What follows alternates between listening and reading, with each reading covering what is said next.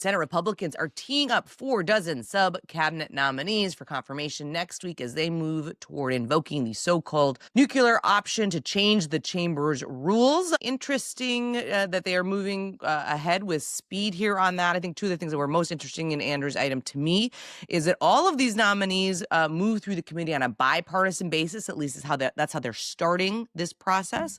And then we got to talk about.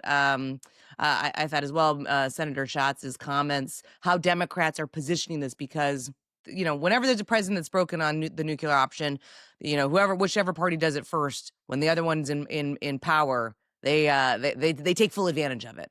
Yeah, so there's a few things to discuss here. Number one, there is a problem with how long it takes to, as we've discussed in this podcast before, to confirm sub-cabinet nominees and the processes and the log jams and all of that stuff, not only in Republican administrations with a Republican Congress, but in Democratic administrations with a Democratic Congress. Like, just full stop. This takes a long time and people get frustrated with it. What Schatz said, and we should just note, some of the ambassadors that are going to be grouped, some of the people that are going to be grouped in this nomination block are Callista Gingrich, who's been nominated, that's Newt Gingrich's wife, for U.S. Ambassador to Switzerland, Kim Guilfoyle, who is Trump's nominee for U.S. Ambassador to Greece, former Congressman Brandon Williams of New York, who's the pick for Undersecretary for Nuclear Security at the Energy Department. Schatz said, I'm going to try not to make a mess of myself on this one. You've heard lots of members speak vociferously against rules changes depending on if they're in the minority or majority.